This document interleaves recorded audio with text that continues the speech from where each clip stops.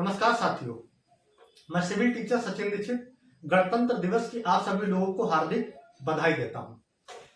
साथियों, प्रश्न यह उठता है कि गणतंत्र दिवस प्रत्येक वर्ष 26 जनवरी को ही क्यों मनाया जाता है, 27 या 28 जनवरी को क्यों नहीं मनाया जाता है। और दूसरा, गणतंत्र दिवस और स्वतंत्रता दिवस में अंतर क्या है। तो आइए साथियों, इसके इतिहास को जानने का प्रयास करते हैं। साथियों, जैसा कि आप लोगों को पता होगा कि हमने यानी कि भारतवासियों ने 15 अगस्त 1947 को अंग्रेजों से स्वतंत्रता प्राप्त की थी। अब भारत 15 अगस्त 1947 को स्वतंत्र तो हो गया था, लेकिन यक्ष प्रश्न यह था कि भारत को संचालित करने के लिए, भारत को दिशा देने के लिए कोई दस्तावेज नहीं था हमारे पास। उस दस्तावेज के निर्माण के लिए हमने एक संविधान सभा का निर्माण किया, जिसकी पहली बैठक 9 दिसंबर 1946 को हुई और दूसरी बैठक 11 दिसंबर 1946 को हुई और अंततः हमारा संविधान 26 नवंबर 1949 को बन करके तैयार हो गया। परंतु साथियों, हमने 26 नवंबर 1949 को अपना संविधान लागू नहीं किया।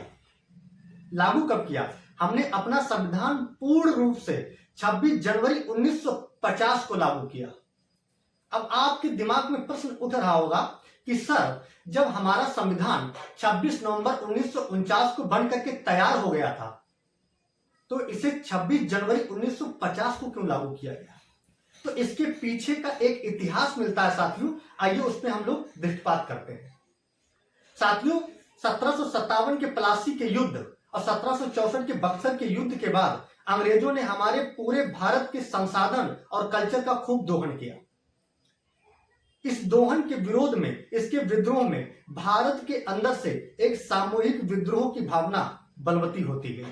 विद्रोह पनपता गया, लोगों के अंदर एक विद्रोह अंग्रेजों के प्रति घर करता चला गया और पूरे भारत में जम करके खूब विरोध हुआ, जिसकी परिणति थी 1857 का महाविद्रोह। फिर धीरे धीरे आने वाले समय में हमारे जो क्रांतिकारी थे और हमारे जो राष्ट्रवादी नेता थे, इन लोगों ने अंग्रेजों से पूर्ण स्वतंत्रता की बात उठानी प्रारंभ कर दी थी। हम लोग, हमारे स्वतंत्रता सेनानी, हमारे राष्ट्रवादी नेता चिल्ला रहे थे कि हमें तुमसे पूर्ण स्वतंत्रता चाहिए, लेकिन अंग्रेज इस पर कोई ध्यान नहीं दे रहे थे। दिसंबर 1929 वह दिन है जब हमारे राष्ट्रवादी नेताओं ने लाहौर में कांग्रेस का एक अधिवेशन किया। साथियों, कांग्रेस का प्रतिवर्ष एक अधिवेशन हुआ करता था, एक बैठक हुआ करती थी, जिसमें राष्ट्रवादी नेता बैठ करके राष्ट्र के पक्ष में चिंतन और मंथन किया करते थे। तो दिसंबर 1929 को हमारे राष्ट्रवादी नेताओं ने यह निर्णय लिया कि प्रत्येक वर्ष 26 जनवरी 1930 से पूर्ण स्वतंत्रता दिवस मनाया जाएगा। हालांकि हमारा भारत अभी अंग्रेजों के ही चंगुल में था। तब से प्रत्येक वर्ष 26 जनवरी को स्वतंत्रता दिवस मनाया जाता रहा। फिर तारीख आई 26 नवंबर 1949 की कि 26 नवंबर 1949 को हमारा संविधान बन करके तैयार हो गया है। अब क्या किया जाए, इसे लागू किया जाए या ना लागू किया जाए।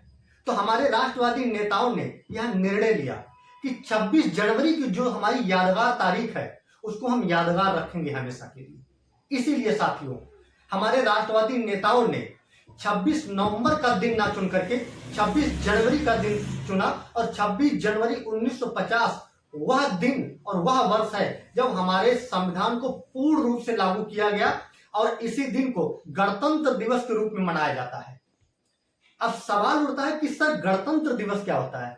साथियों, गणतंत्र दिवस का मतलब होता है कि जहां का मुखिया, जिस देश का मुखिया वंशानुगत ना होकर के लोकतांत्रिक तरीके से चुन करके आए, उसे हम कहते हैं गणतंत्रात्मक प्रणाली।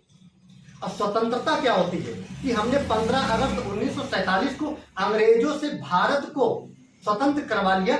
इसलिए इसी उपलक्ष्य में प्रत्येक 15 वर्ष को हम लोग स्वतंत्रता दिवस मनाते हैं, प्रत्येक 26 जनवरी को गणतंत्र दिवस मनाते हैं। जैसे कि वर्तमान में जो हमारी राष्ट्रपति हैं, माननीय द्रौपदी मुर्मू जी, अब द्रौपदी मुर्मू जी जब अपने पद से हटेंगी, तो ऐसा नहीं कि इनके हटने के बाद इनके परिवार का ही कोई व्यक्ति आकर के राष्ट्रपति बन जाएगा, ऐसा बिल्कुल नहीं है। जो इनके बाद जो अगला राष्ट्रपति बनेगा वो लोकतांत्रिक प्रक्रिया से चुन करके आएगा। इसी को हम लोग कहते हैं गणतंत्रात्मक प्रणाली।